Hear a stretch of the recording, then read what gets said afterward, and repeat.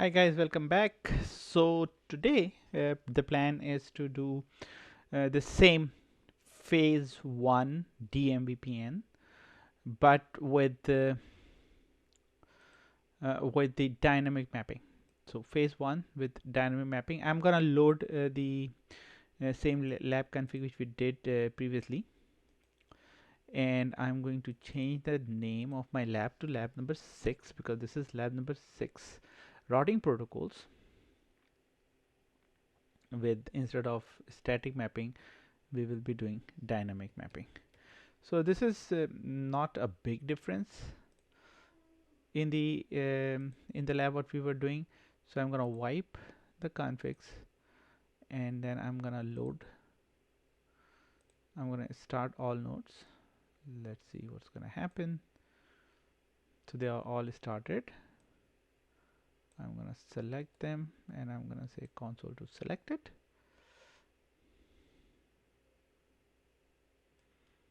So you can see that they are coming in. Perfect. So we just need to move router 1 to this side. You can see that the tunnels are coming up.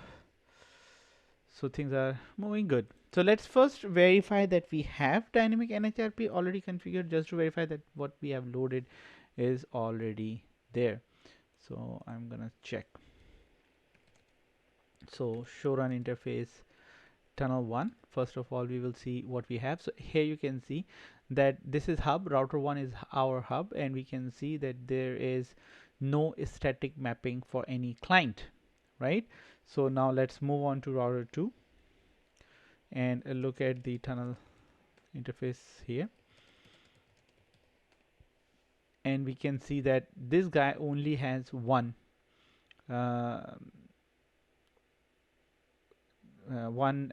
entry towards the destination. And why it is phase 1? Because in phase 1 the clients has the tunnel destination, or instead of multi-point GRE, it is a point-to-point GRE tunnel. So we should have all of them. So if I look at show IP NHRP, I have all three. These are dynamic, these are not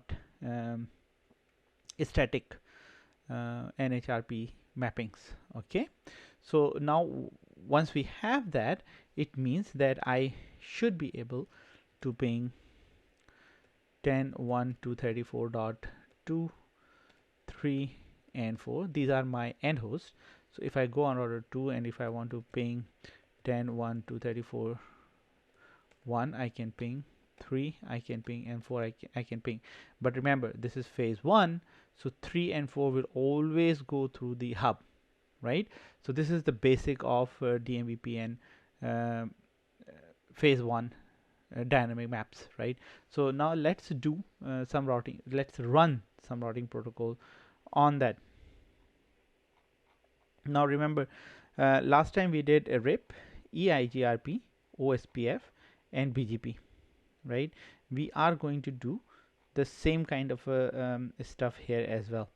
So we'll be doing RIP, EIGRP, and OSPF and BGP, right? So let's see. I'm checking my notes that what I have done was right.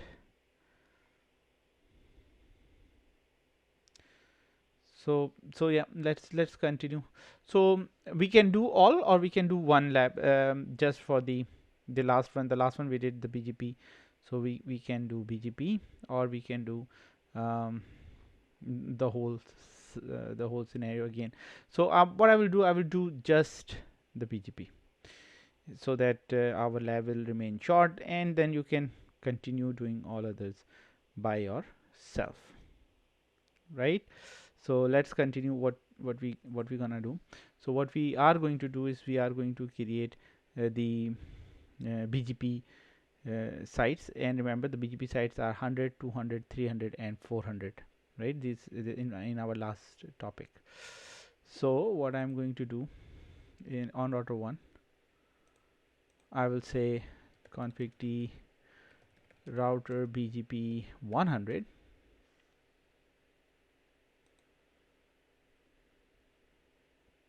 and here I will post so I can say no BGP default, just an idea that how BGP should be working. IPv4 unicast. So actually what I have done, I have increased my workload. So now if I say neighbor, let's say I'm putting a neighbor of 10.1.234.2 with the remote AS of 200, right? Now I can also say network 172.16.1.0 with the mask of 255.255.255.0, right? But now if I go to router 2, let's say if I go to router 2 and I say router BGP 200 and I say no BGP default IPv4 unicast, and I say neighbor 10.1.234.2, sorry, 1 remote AS is 100, right? And I say neighbor, and I say network 172.16.2.0 with the mask of 255.255.255.0. So now you will see that this neighborship will never came back up. So if I do show BGP IPv4 unicast summary, there's nothing, right? So I'm not gonna receive anything on this one until and unless I go inside address family IPv4 and I say neighbor 10.1.234.2 activate, and I have to do the same on router 2 as well. So I have to go address family IPv4 and I have to say neighbor 10.1.234.1 activate, and once I do this, you will see that my neighbor relationship will come up. You see, now it's trying, and now it's up, right? So now it's up with one, should receive one route as well as soon as router 1 does that. So if I do show IP or do show BGP IPv4 unicast, is my network already there? Let's verify. Maybe I don't have a loopback. This is possible, right? Because we were not creating any. Yes, I do not have a loopback. So let's create a loopback.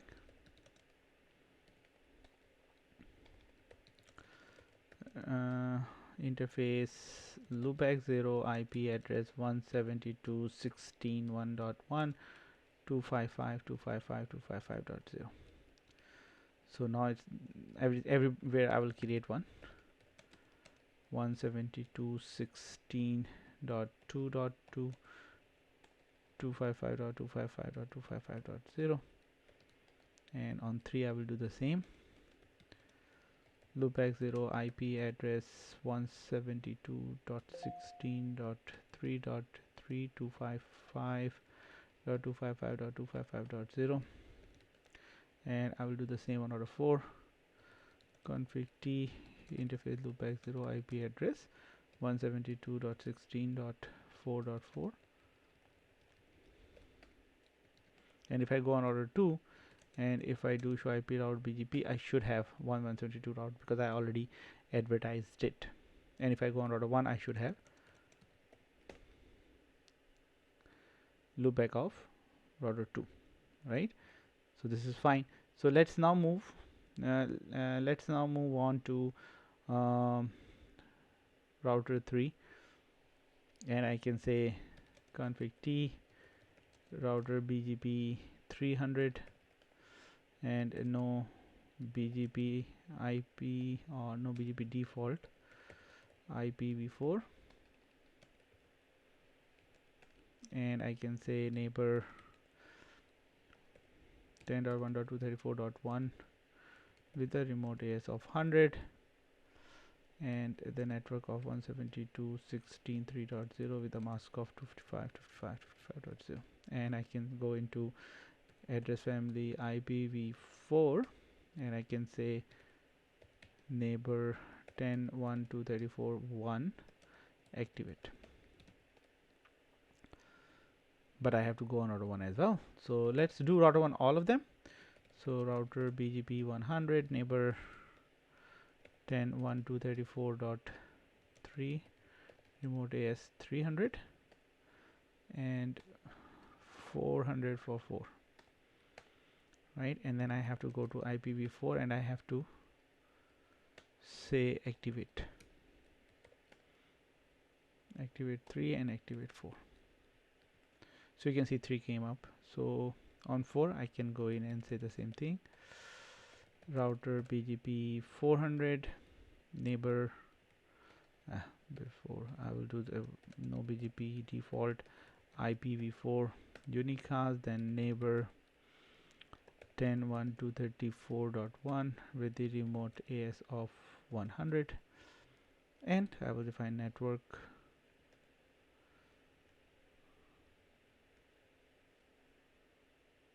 am I on the right track?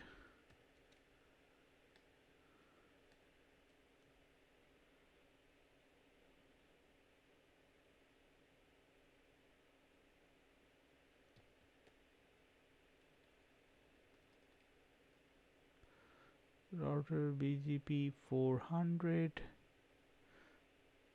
neighbor 10.1.234.1.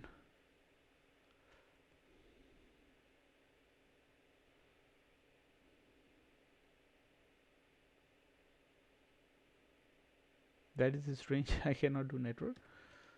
Why? You see, it's not giving me an option here. I don't know.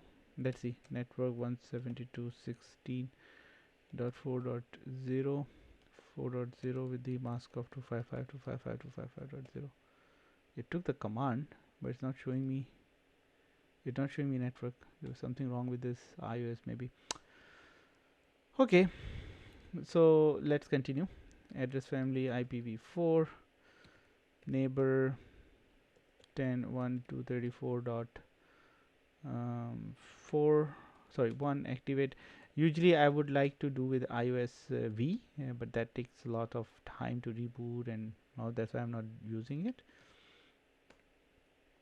But hopefully in my other labs I might be using iOS V rather than IOL. So this one, the one I'm using right now is 15.7, right? And I think I have 15.7 or something in iOS V as well, so we can use that one too.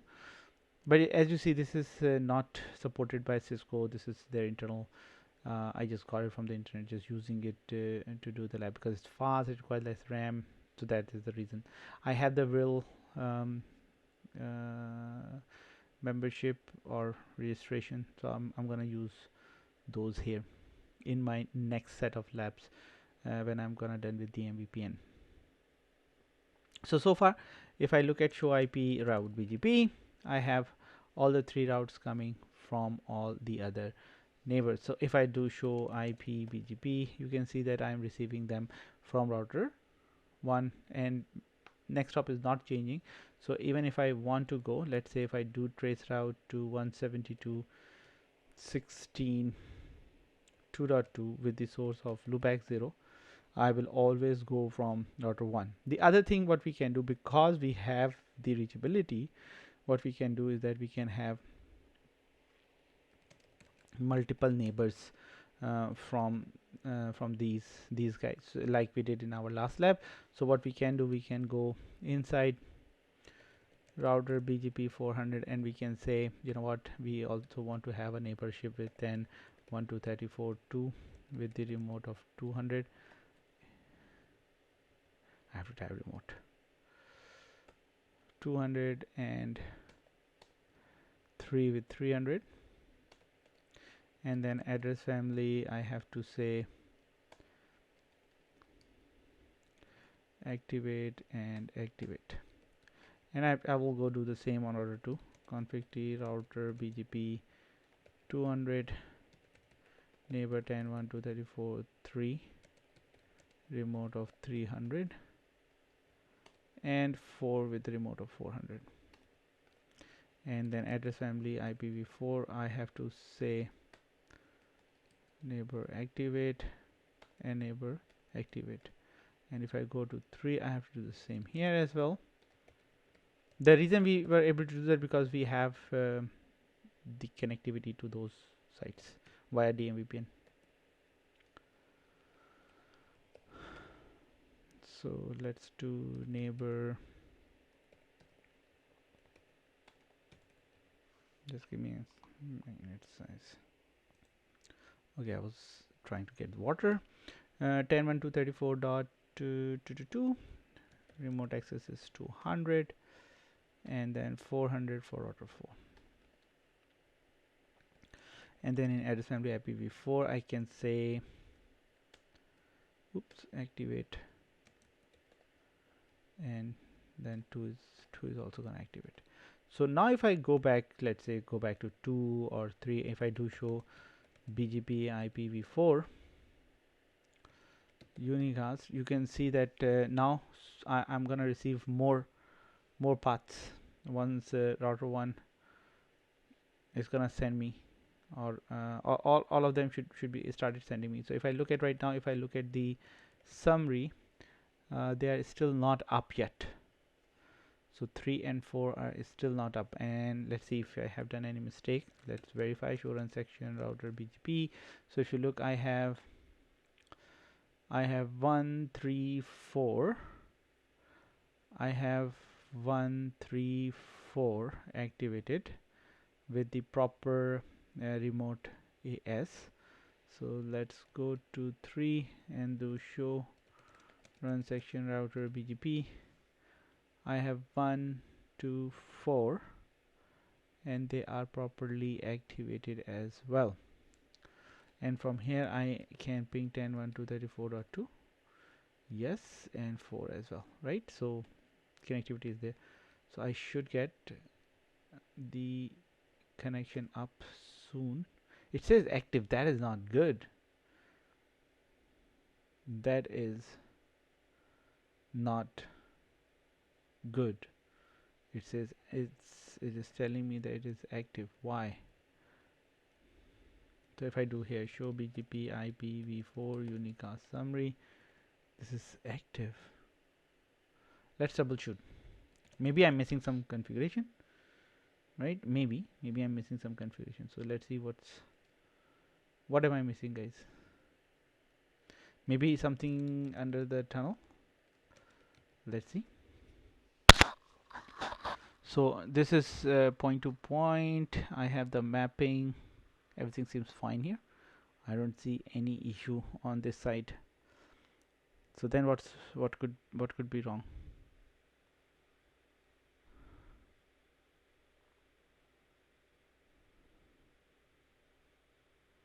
What could be wrong, guys?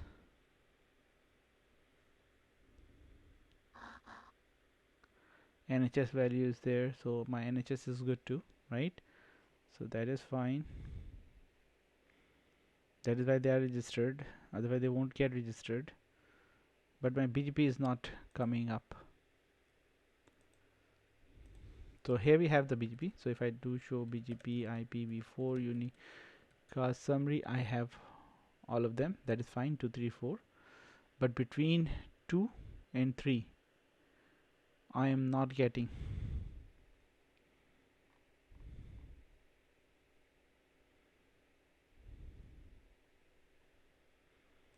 So am I missing something? I don't see I'm missing something, right? Because it says active. Active is not good. Can I ping 10.1.234 3? Oh, sorry, 3. Yes, I can.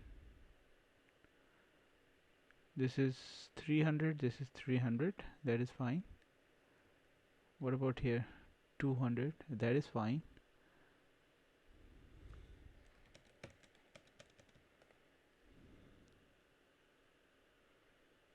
One, two, 4, 1 2 4 activate. That's everything seems fine to me. Let me see if I have something in my notes which tells me the otherwise. Yes. So what is wrong, guys? My notes tell me something. Very basic mistake I have made. So let's fix it. Router BGP 200. And maybe you guys might be shouting at me, hey, you missed it, you are not looking at it. it's a multi-hop, so I have to do neighbor 10 1 2 34 3 ebgp multi-hop 2 and 4. I have to do the same here, router bgp 300 neighbor 10 1 2 34 2 ebgp 2 and then 4, and then I'm gonna do another 4, router bgp 400 neighbor 10 1 2 34 2 and 3. Now they should be up. So now if I go to router 2, see, it's up. Perfect. So 4 is coming, 4 is gonna come up. So now if I look at, matter of now I'm getting 4, but again, the best path, look at the best path. The best path is going to be, let's talk about 3.0. Who is the best path? I'm getting it from 3. I'm getting it from 3. I'm getting it from 3, and then I'm getting it from 3. Actually, this one is okay. Let's detail it, right? So we will have better understanding from where we are getting which one. So if I look at this one, so now you can see where exactly it's coming from. This one is coming from router 1. This is not the best, so this one is coming from router 1. This one is coming from router 4, and this one is coming from direct from router 3, right? So we have 3 of them. So we have AS path, 3 AS path here, 1 AS path here, and 2 AS path here. But the problem is I can only go from 1 to 3. So even though BGP is saying that we should go to 3, but based on that, if I go, if I do a trace, I will always travel to router 1 first, right? Even though I'm not choosing router 1's given address, so I'm not choosing this one. The best is from 3. So you see there is a how you say, there is a misrepresentation of the routing table and how the DMVPN NHRP map is working. So there's this disconnection there. So from the routing table, say, oh, we are going directly to 3. But if you are not aware that there is a tunnel, there's a DMVPN tunnel, there's a phase 1, and it has to go to the hub, it's hard to find that out. Okay, so I'm gonna stop here. This is the end of our lab for DMVPN phase 1. In the next lab we will do DMVPN phase 2 with dynamic mapping. Thank you. Have a good day.